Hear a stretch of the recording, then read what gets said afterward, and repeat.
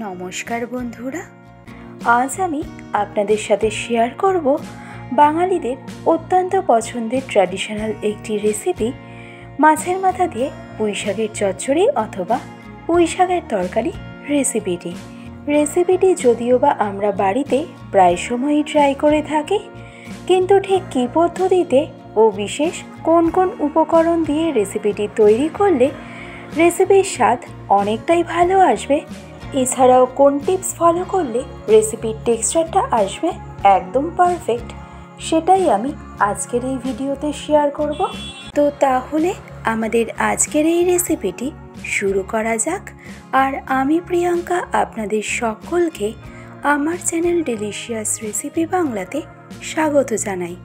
তো পুঁই শাকের চচ্চড়ি বানানোর জন্য সবার প্রথমে আমি নিয়েছি 500 গ্রাম পরিমাণে মিষ্টি কুমড়ো, যার মধ্যে থেকে কিছুটা কুমড়ো আমি আগে থেকেই কেটে রেখেছি।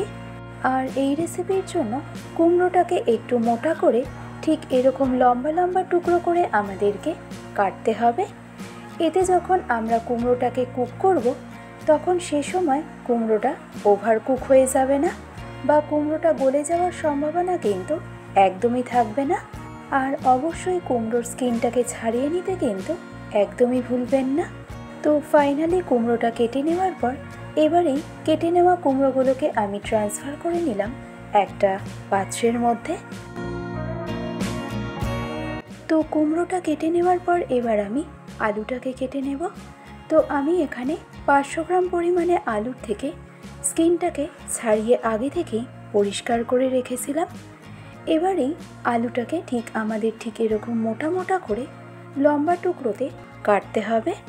তো খুবই ইজি প্রসেস, একটু ফলো করলেই আপনারাও খুব সহজেই করে নিতে পারবেন।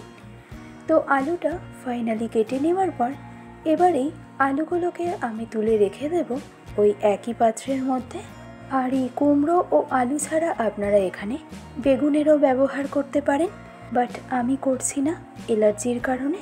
তো আলু ও কুমড়োটা কেটে নেওয়ার পর এবার আমি কেটে নেব ঝালের জন্য পরিমাণ মতো কাঁচা লঙ্কা।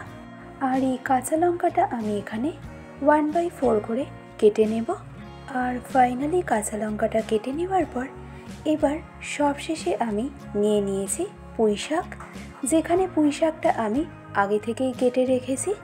যেহেতু পুঁই শাক কাটতে একটু সময় লাগে, পুঁই শাকের পাতাটা আমি গোটাই রেখেছি, যেহেতু এর কুকিং টাইম ভীষণই কম।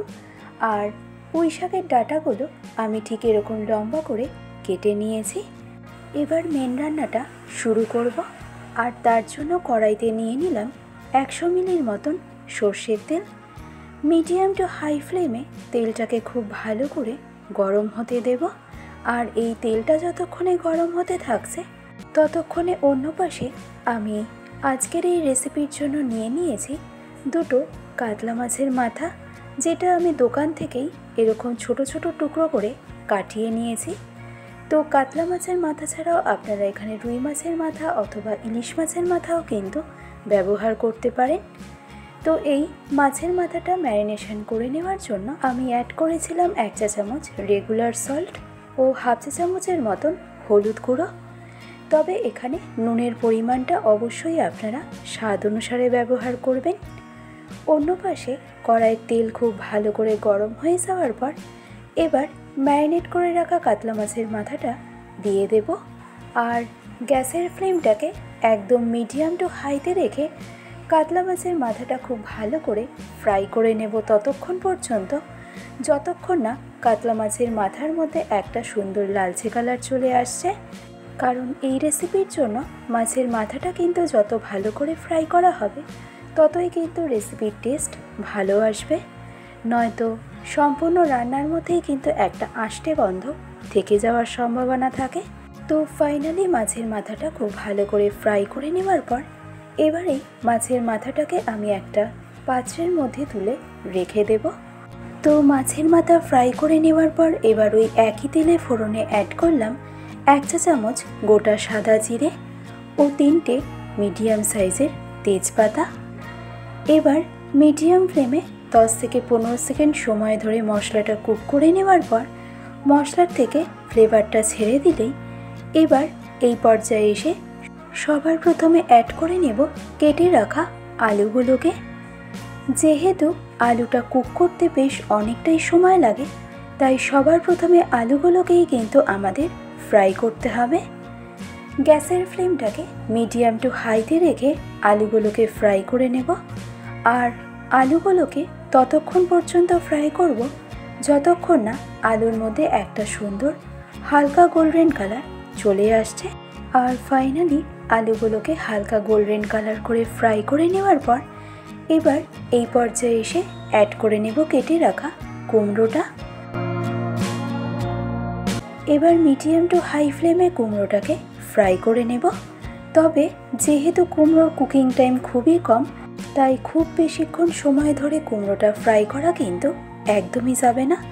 জাস্ট 2 থেকে 3 মিনিটের মতন কুমড়োটাকে একটু ফ্রাই করে নিলেই হবে। কারণ খুব বেশি সময় ধরে যদি কুমড়োটাকে ফ্রাই করা হয় তাহলে কুমড়োটা কিন্তু সম্পূর্ণভাবে গলে যাওয়ার একটা সম্ভাবনা থাকে। তো ফাইনালি কুমড়োটা আমাদের ফ্রাই করে নেওয়ার পর এবার আমি এই পর্যায়ে এসে অ্যাড করে নেব ঝালের জন্য চেরা কাঁচা লঙ্কা, সাথে রঙের জন্য অ্যাড করে নেব 1 চা চামচ পরিমাণে হলুদ গুঁড়ো, সাথে অ্যাড করব স্বাদ অনুসারে রেগুলার সল্ট, আর মশলা হিসাবে অ্যাড করব 1 চা চামচ ধনে পাউডার ও 1 চা চামচ জিরে পাউডার। আর সবশেষে মশলাগুলো কুক করার সময় যাতে জ্বলে না যায় তাই জন্য আমি অ্যাড করলাম হাফ কাপের মতন জল। এবার এই সমস্ত ইনগ্রেডিয়েন্ট ইভেনলি একবার খুব ভালো করে মিশিয়ে নিন। আর মিডিয়াম টু হাই ফ্লেমে মশলাটাকে খুব ভালো করে কুক করে নিন। তো এই মশলাটা কিন্তু আমাদের খুব ভালো করে কুক করে নিতে হবে যাতে মশলার থেকে এর কাঁচা গন্ধটা একদমই চলে যায়। তো মোটামুটি প্রায় 4 থেকে 5 মিনিট সময় ধরে মিডিয়াম টু হাই ফ্লেমে মশলাটাকে কুক করে নেওয়ার পর মশলার থেকে যখনই দেখবেন অয়েলটা ঠিক এরকম সেপারেট হতে শুরু করেছে তখনই আমাদের এই পর্যায়ে এসে অ্যাড করতে হবে আগে থেকে ফ্রাই করে রাখা মাছের মাথাটাকে।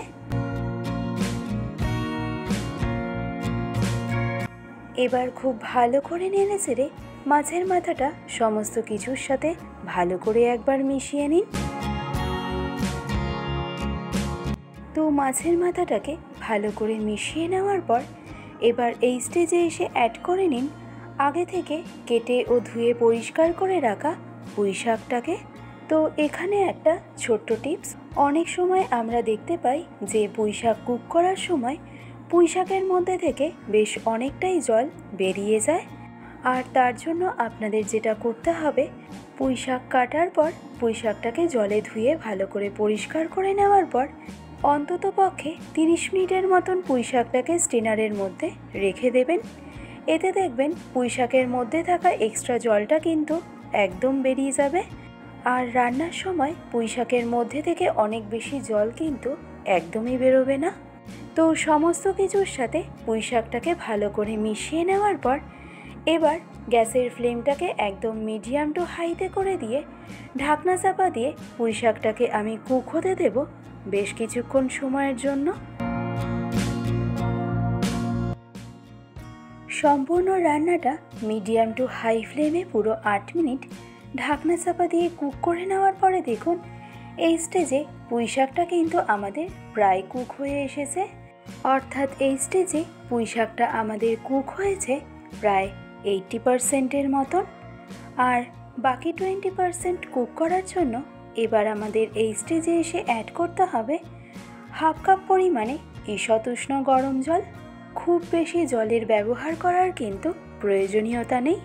তো এবার ফাইনালি সব কিছু একবার ভালো করে মিশিয়ে নিয়ে ঢাকনা চাপা দিয়ে সম্পূর্ণ রান্নাটাকে এবার ফাইনালি কুক হতে দিন।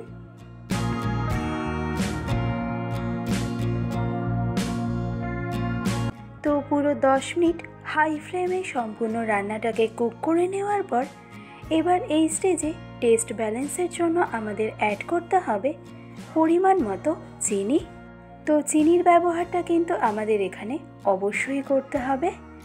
তো চিনিটা পুঁই শাকের সাথে ভালো করে মিশিয়ে নেওয়া হয়ে গেলে এবার ঠিক এই স্টেজে এই সম্পূর্ণ রান্নার টেক্সচারটাকে একটু সুন্দর আনার জন্য আমাদের এই সময় অ্যাড করতে হবে আরও একটা স্পেশাল ইনগ্রেডিয়েন্ট, সেটা আর কিছুই নয়, জাস্ট 2 চা চামচ পরিমাণে কর্নফ্লাওয়ার নিয়ে কর্নফ্লাওয়ারটা শুকনো অবস্থাতেই আমাদেরকে এভাবে একটু ছড়িয়ে দিয়ে দিতে হবে।